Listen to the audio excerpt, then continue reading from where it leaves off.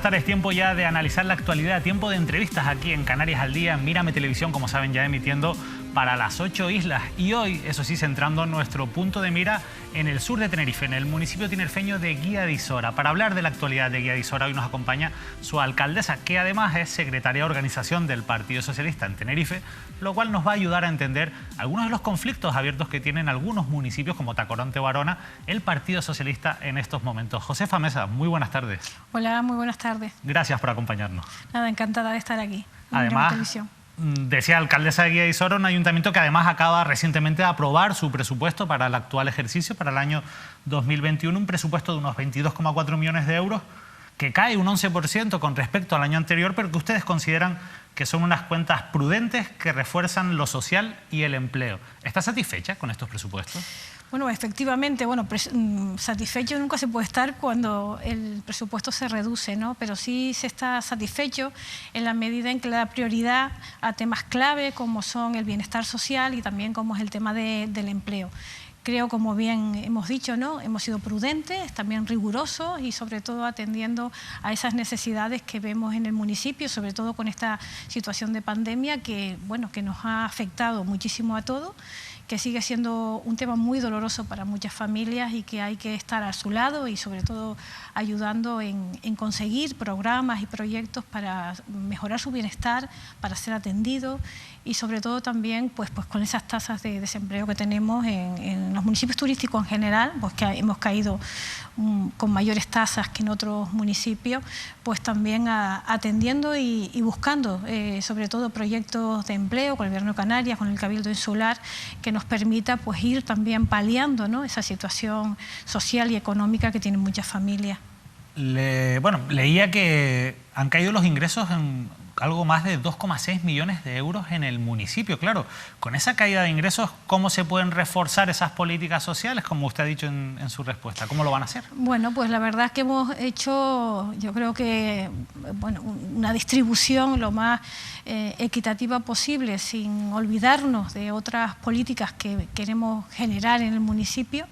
Pero está claro que esa bajada de ingresos por determinadas tasas y determinadas licencias que no se dan y que se dieron el año pasado, pues hay que tener en cuenta. Entonces hay concejalías, áreas que ahora mismo quizás por la situación deberían un poco tener menos peso específico y se distribuye en las áreas que tienen más peso, como te puedo decir, el tema de festejo, ya que por la pandemia hay muchas cosas que no se pueden realizar, pues ese dinero repercute en lo que puedan ser esas políticas sociales de apoyo a las familias que tanto necesitamos ahora.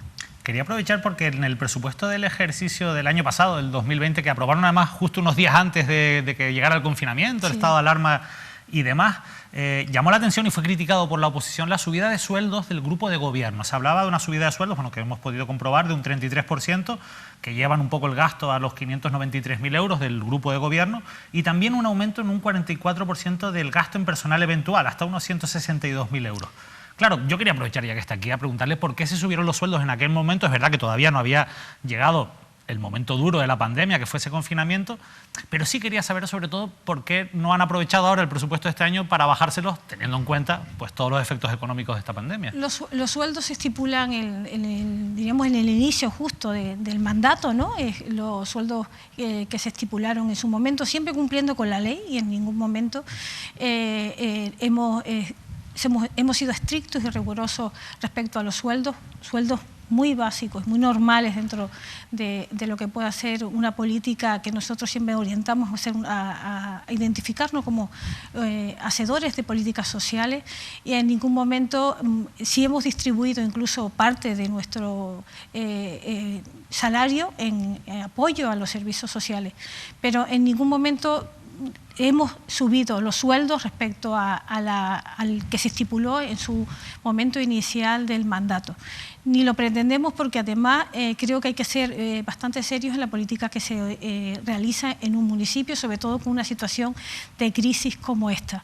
Tenemos los sueldos básicos que se puede tener por el trabajo que realiza. Además, muchos de los concejales ni siquiera están totalmente liberados, y no creemos que esa política falsa que está ahora mismo intentando hacer la oposición diciendo que estamos subiendo los sueldos en un presupuesto como este, es que me parece que normalmente en el sentido común de las personas no se puede subir un sueldo con una situación de crisis y además con una bajada precisamente de ingresos. Por eso le preguntaba o le insistía yo, porque es verdad que de 2019 a 2020 se produce ese incremento, antes, insisto, de la pandemia, pero por eso le preguntaba, no ya tanto, que es verdad que este año el incremento es del 0,92%, prácticamente no se nota, pero sí le preguntaba, ¿por qué no bajarse los sueldos? Es decir, bueno, nos los subimos en una coyuntura, pero ahora la coyuntura es otra, ¿por qué no retomaron los sueldos de 2019? Que no hemos subido los sueldos se ponen, como bien decía, a principios de mandato, sí, efectivamente. y justo antes, justo antes de la pandemia, es que esos sueldos estaban en el presupuesto de finales de la legislatura,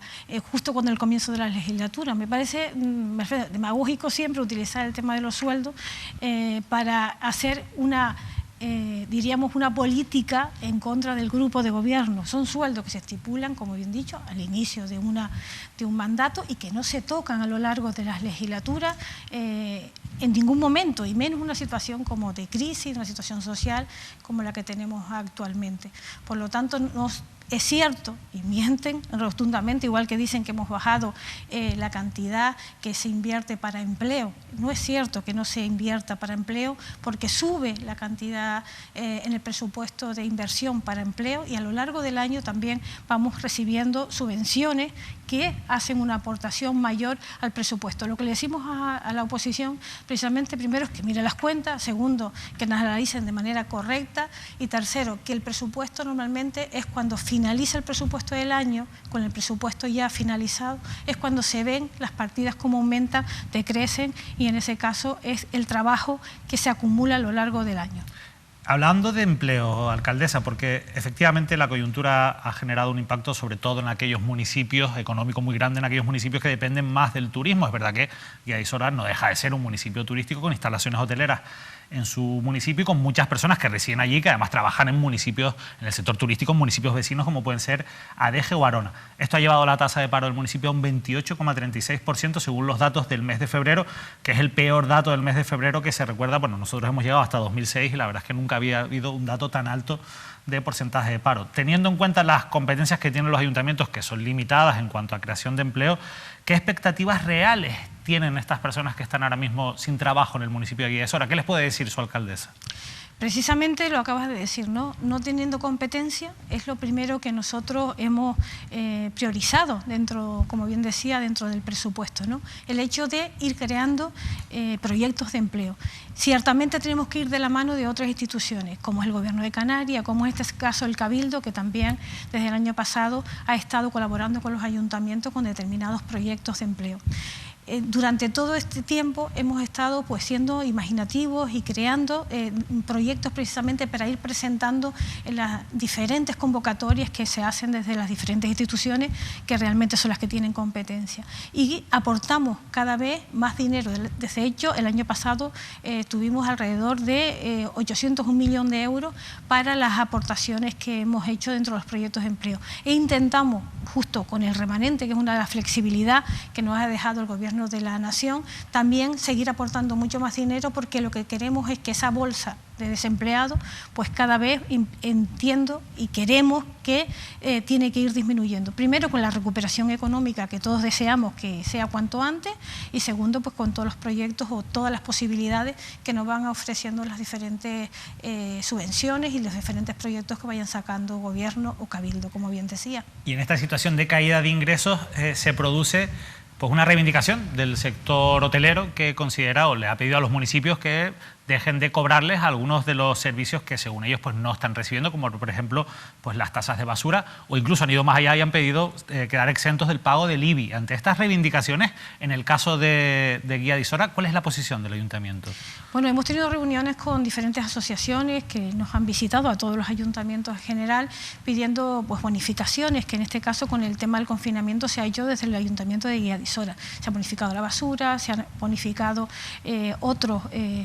otras tasas que en este caso se hayan podido no generar o generar en cantidades mínimas por parte del sector empresarial en general y también del sector, por supuesto, hotelero. Guía de Isora tiene 3 hoteles, de hecho 2 son de 5 estrellas lujo, algunos ni siquiera han parado, aún estando en una situación, salvo en el momento del confinamiento, y desde luego hemos estado a su lado, en este caso apoyándolo y además bonificando pues, el periodo que nosotros podíamos como ayuntamiento de poder realizar. También es cierto que, como bien decíamos, los municipios turísticos en las reuniones que hemos tenido, el ayuntamiento al final tiene que cubrir unos servicios básicos y necesarios, además que tienes que apoyar también pues, a las necesidades de la población. Quizás dentro de la organización institucional es la parte más débil. Nos parecía un poco injusto que nos reclamaran precisamente a los ayuntamientos, que en un momento dado pues también somos generadores, ¿no?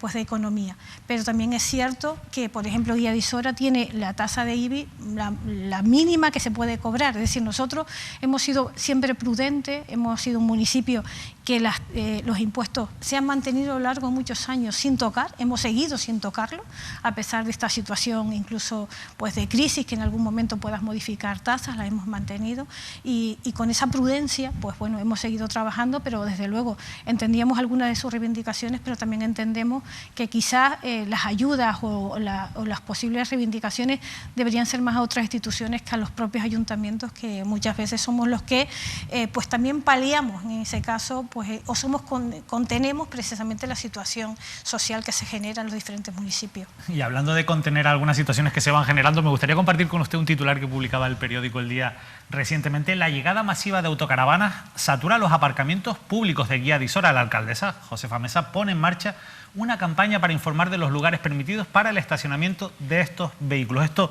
se publicaba hace unos días, estamos ya a las puertas ya de los días más intensos de Semana Santa. ¿Han podido solucionar este problema? ¿Cómo lo han afrontado? Bueno, hemos trabajado con las 2 asociaciones más importantes de caravanistas de la isla de Tenerife, porque Guía de Isora, por el interés, por la situación estratégica donde estamos, por las horas de sol, porque somos un municipio, la verdad, con muchísimas horas de sol al año, y además también tenemos un litoral importantísimo, precioso, muy cuidado, donde hemos regenerado esos espacios de ocio muy cerca del mar, y sabemos que es un lugar bastante apetecible, y lo cual pues nosotros estamos contentos por diríamos, ese interés que se pueda tener sobre nuestro litoral. Pero también es cierto que, bueno, que la llegada de muchas, no solo de caravanistas, sino de muchas personas, pues genera a veces determinada digamos, conflictividad o a la hora de contar con espacios suficientes para todo el mundo. Entonces, es cierto que tenemos, incluso hemos alquilado espacios para vehículos, pero también es cierto que la llegada pues, masiva pues, genera más confrontación, cuando además no todo el mundo pues, cumple con las reglas, en este caso, que deberían estar estipuladas como el hecho de no acampar, que eso está prohibido en todo el territorio nacional. Y en ese caso, pues lo que hemos querido es pues, crear una ordenanza que un poco regule también el tiempo. Es verdad que también hemos crecido y con ello hemos ido trabajando determinadas ampliaciones de lugares específicos para las caravanas. Creo que es una deuda que en este caso tiene que ir solventando la isla de Tenerife, como otras islas o como Canarias, para dar respuesta a este turismo itinerante, que sabemos que cada vez es más y que además lo están demandando. Entonces, por ese lado, lo que hemos hecho es ampliar espacios. Hemos ampliado espacios en la costa, hemos ampliado espacios en medianía. También sé que desde el Cabildo están siendo sensibles a esta necesidad, a esta demanda. También están trabajando, por ejemplo, en Guía de Isora, en el espacio recreativo de Chío, y creo que pues, en esa convivencia tenemos que ir, ¿no?, lidiando el hecho de que creamos determinados lugares, pero también que no en todos los espacios se puedan aparcar o por lo menos estar permanentemente mucho tiempo, que lo que hemos dicho que, bueno, pues que se regenere en ese caso espacios determinados, pero también que a la vez pues que en algún momento pues el límite pueda ser un tiempo limitado para que pues bueno pues que haya esa posibilidad de convivencia y normalidad dentro de los espacios tan atractivos que podamos tener y que mucha gente quiere ir también. Ahí entra también un poco la responsabilidad individual a la que tanto apelamos, lógicamente, en este caso de los usuarios, de los caravanistas. Desde luego. Alcaldesa, vamos a cambiar el chip, si le parece, vamos a aprovechar que está aquí para hablar un poco de la situación del Partido Socialista. Usted es secretaria de organización y si le parece nos vamos a ir hasta el municipio de Tacoronte, en el norte de la isla de Tenerife. ¿Por qué se ha expulsado a 2 concejales del Partido Socialista como son Carlos Medina y Sandra Ramos de la agrupación de Tacoronte? Bueno, se le abrió expedientes a 3 compañeros en ese momento del grupo de gobierno de Tacoronte, y en ese expediente, precisamente por no acatar una decisión que en este caso se le había trasladado desde el partido, se le abrió expediente disciplinario y el instructor pues decidió la expulsión de los 2 compañeros. Creo que las pruebas que se presentaron en su momento por parte del partido a nivel insular y regional, pues bueno, dieron el resultado de que esos 2 compañeros fueran expulsados del partido al no acatar, diríamos, el reglamento que nos regula a todos los socialistas de España, vamos. Cuando dicen no acatar se refieren a, en este caso, firmar un pacto de gobierno con Nueva Canarias y, si se puede, en el municipio, y no firmar un pacto de gobierno con Ciudadanos. Bueno, si nos vamos al inicio de toda esta situación, hay que recordar que, en primer lugar, ya tan solo el portavoz en ese momento, o el candidato del Partido Socialista, Carlos Medina, desde que se tuvo los resultados electorales, manifestó que el pacto natural era con Ciudadanos. Lo manifestó al día siguiente. Y además al día siguiente también habló el secretario general con él, del Partido Socialista en Tenerife, y también en esa conversación pues se decidía y se hablaba y se comentó que el mejor pacto era el de Ciudadanos. Eso fue al día siguiente de los resultados electorales. Entonces, no entiendo que ahora mismo Carlos Medina diga todo lo contrario. Y además eso fue la sorpresa, en este caso, que se dio posteriormente, días posteriores, donde él manifestó y se enteró el partido a través de un comunicado que el pacto no era el que se había dicho, el que ya se había consensuado con él y al que además él había manifestado también que era el pacto natural, ya que Ciudadanos había ganado las elecciones. Y por lo tanto hubo un inicio de conversaciones nuevamente con Carlos Medina. Se intentó hablar con él, no hubo manera, no cogía el teléfono, se le mandó escritos. Bueno, creo que hasta la situación de que se hizo una convocatoria de asamblea y el secretario insular fue a esa asamblea y estuvo explicando un poco la situación del partido y por qué, en este caso, una vez acordado, no se entendía por qué se había hecho ese cambio. Aún así, se estuvo trabajando a lo largo de muchos más días, es decir, al final el partido tenía una versión diferente por Carlos y una versión diferente por la propia asamblea donde se pudo asistir. Si el motivo, por tanto, fue que se renunciara o que Carlos Medina no aceptase ese pacto con Ciudadanos y sí pactase con Nueva Canarias y sí se puede, ¿por qué ustedes ahora que han expulsado a Carlos Medina, que todavía no se ha hecho ejecutiva la expulsión, y a la concejala Sandra Ramos defienden la continuidad de ese pacto con Sí se puede y con Nueva Canarias? A ver, la situación no es la misma inicialmente cuando se producen las elecciones municipales a una situación que ya donde han pasado pues un tiempo determinado dentro de lo que es este mandato. Creo que las situaciones se tienen que valorar de manera diferente y creo que el Partido Socialista es responsable también y es responsable en la medida en que la situación actual no produce ni se quiere producir un agravio, en este caso, para la ciudadanía de Tacoronte. Una situación donde ya hay un gobierno, donde ya se ha pasado cerca de 2 años de gobierno. Volver a intentar hacer otro tipo de acuerdos me parece que para la ciudadanía de Tacoronte no lo entendería y creo que hay que ser responsables también con la situación actual del propio municipio y de la propia ciudadanía. ¿Usted cree que la ciudadanía entiende que se expulsa a 2 personas por firmar un pacto que después ustedes quieren mantener? Bueno, que parece contradictorio. No es que se expulse por firmar un pacto que en ese caso no se le había dicho, es por una contradicción, una conversación y un acuerdo que se había llegado del partido, que además desconocía incluso la asamblea.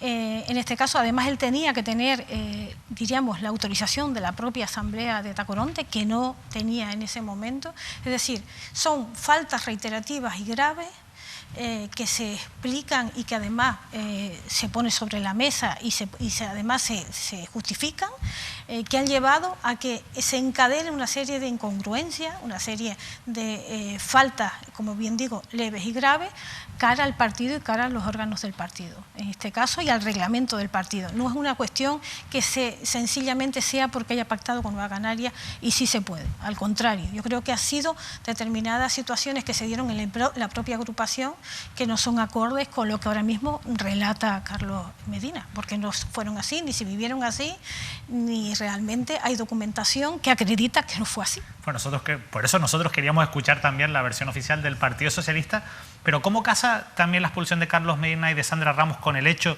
de que otra persona que ya fue expulsada del PSOE en 2013, como es Rodolfo León, por firmar una moción de censura en aquel momento contra Coalición Canaria, que desautorizó también la dirección del partido, haya vuelto y sea militante ahora del Partido Socialista en Tacoronte?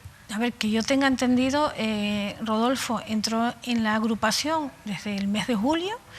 Creo que el mejor que puede contestar a eso precisamente es Carlos Medina, porque en este caso pasa por la aprobación por parte de la Ejecutiva local, el que se incorpore, tienen que hacer un informe en que se incorpore una persona nuevamente a la agrupación. Entonces el primero que tiene que responder es él, porque es una solicitud que llevaba meses solicitándose por parte de unos compañeros, de un grupo de compañeros que en su momento algunos se fueron y otros fueron expulsados. En este caso se le dio autorización por parte de Carlos Medina y de la Ejecutiva en ese momento, o del grupo un grupo de la Ejecutiva, para que se incorporaran. Incorporaron a uno y dejaron a otro. Luego volvieron a incorporar a Rodolfo, como a otros compañeros seguramente, y yo lo veo en el censo a partir de julio. Pero vamos a ver, la Insular no tenía ni siquiera conocimiento de que ellos ya le habían autorizado. Se autoriza a Carlos Medina que entre Rodolfo, la Insular no es nadie para negarlo, porque la agrupación es libre para poder incorporar, solicitarlo y que las federales del visto bueno. Cambiamos de municipio, si le parece. Nos vamos a Astarona, donde también hay un conflicto abierto con el actual alcalde, con José Julián Mena, que obtuvo mayoría absoluta en las últimas elecciones.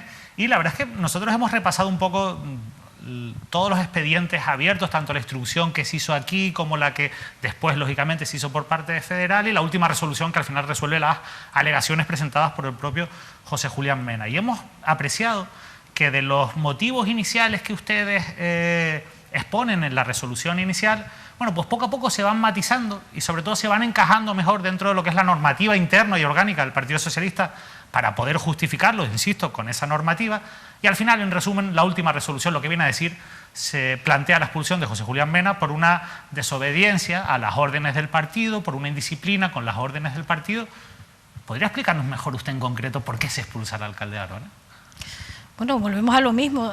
Tenemos un reglamento que nos regula y que en este caso pues tenemos que obedecer, pero como cualquier reglamento, cualquier normativa que tiene cualquier asociación, colectivo, en este caso, si no cumples con el reglamento, pues evidentemente hay una sanción, hay un expediente, se ha abierto y se solventa. ¿Pero cuál es el acto de indisciplina en este caso? En Tacoronte era el pacto. En este caso es cuando se le pide que dé un paso a un lado, dado la conflictividad que había en Arona, y que en este caso, que si no acataban tanto él como el otro compañero, pues se le abrió un expediente de expulsión. Eso fue lo que abrió el expediente de expulsión, dada la conflictividad, que todo hay que decirlo, que tenía el grupo municipal, donde no se conseguía una armonía entre todos los concejales y en este caso esa conflictividad que hizo que se desglosara o se separaran en dos grupos, precisamente es la que condiciona pues el resto de la apertura de expedientes. Se tuvo conversaciones con José Julián,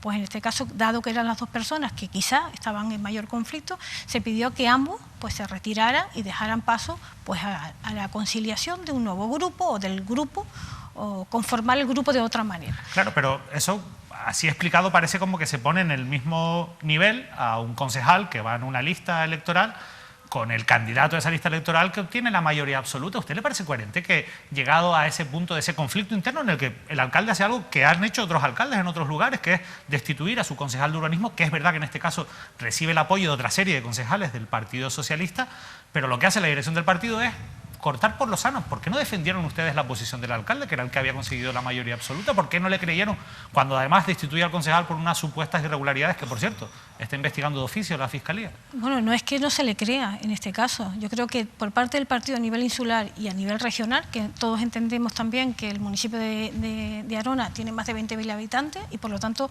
está bajo más la organización de la regional más que de la insular. En este caso hubo muchísimo esfuerzo porque el grupo se unificara y porque el grupo buscase una alternativa, porque José Julián intentara recomponer la situación, pero la división era tan frontal. En este caso se pensaba que podía ser no solo el concejal de urbanismo en ese momento, sino que había más compañeros que se sumaron, diríamos, a una situación que ellos consideraban que tenía que cambiar y que tenía que ser diferente. Se intentó recomponer el grupo en muchísimas ocasiones. Creo que el esfuerzo fue unánime por parte de la dirección insular, la dirección regional, pero ciertamente cuando se pide ayuda, pues bueno, la situación se puede desvirtuar en ese sentido y de que pueda abrirse un expediente y que al no encontrar ninguna solución por parte de los concejales y concejalas, pues bueno, el partido decidiera que la mejor opción era que en este caso las dos personas de mayor conflictividad entre ellos, pues diesen un paso a un lado y pudiésemos tener un grupo de gobierno socialista. Eso es lo que se pretendía. Bueno, pues la situación... Esa indisciplina, Josefa, al final, que viene por esa decisión de que no están de acuerdo en entregar su acta de concejales, en este caso, en el caso del alcalde, claro, el acta de concejales es algo que es personal, que la Constitución garantiza como un derecho personal de los concejales. Usted lo sabe porque es concejal del Ayuntamiento de Guía de Isora. Al final esa conflictividad o esa ingobernabilidad no la estaban generando y fomentando ustedes con esa decisión, que lógicamente, pues, hombre, va a ser difícil que una persona que ha conseguido mayoría absoluta entregue su acta y se vaya a su casa. Es algo que, bueno, parece difícil de conseguir. ¿No generaron ustedes el motivo por el que después usan para expulsar a José Julián? Desde luego que no la genera en ningún momento el partido, porque nosotros entendemos que cuando hay una conflictividad en un grupo de gobierno lo tiene que solventar el grupo de gobierno. Eso está claro. Y además para el partido es muy doloroso que compañeros y compañeras que llevan muchos años con nosotros tomar decisiones que los hagan desvincularse del partido. Evidente que eso no es el mejor deseo que pueda tener el Partido Socialista, pero sí es verdad que ante un grupo donde se divide a partes iguales, en este caso hay que tomar decisiones. Esas decisiones, si no las toman los propios compañeros y compañeras, pues el partido cuando interviene, pues bueno, con toda la información que pueda recabar y con toda, diremos, la crudeza que en un momento dado pueda hacer que se pueda entender mejor o peor. Pero sí es cierto que lo que se pedía es cierta generosidad para solventar una situación complicada, difícil que tenía Arona y que por encima de todo tenía que estar el partido y no las individualidades, y eso es lo que se pedía, la generosidad y no las individualidades.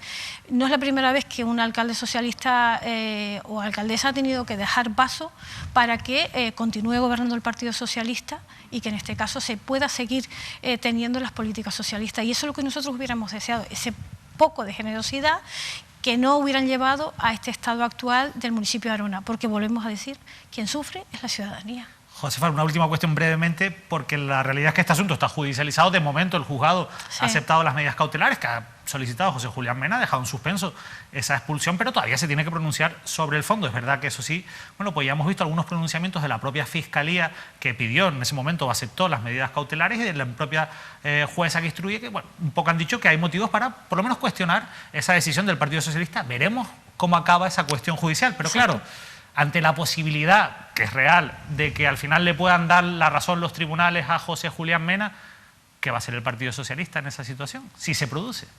Bueno, tomaremos las decisiones que sean pertinentes. Yo creo que esto es una decisión ahora mismo que está en manos diríamos en manos de la regional y sobre todo de la federal, y tomaremos las decisiones que en un momento dado se puedan valorar por parte de la federal y que en este caso se apliquen pues, al grupo de gobierno. Si le dan la razón a José Julián Mena, ¿estarían dispuestos a reconciliar un poquito la situación?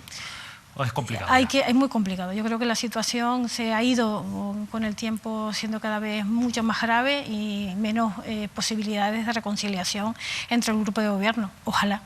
Josefa Mesa, de verdad, muchísimas gracias por habernos acompañado, por haber hablado de la actualidad del municipio de Guía de Isora y también por habernos ayudado a intentar comprender cuál es la versión oficial sobre los conflictos que existen en los municipios de Tacoronte y Arona. De verdad, muchas gracias. Bueno, gracias a ustedes. Josefa Mesa ha estado hoy con nosotros para analizar la actualidad. Como ven, en Semana Santa nosotros no paramos nuestra programación, seguimos muy fieles, sobre todo en nuestros espacios informativos, para que ustedes sigan pues muy al tanto de lo que ocurre a su alrededor. Por eso mañana volvemos con más información, con el programa de La Tertulia, y este jueves pues nuevas entrevistas aquí en Canarias al Día. Que pasen una feliz noche.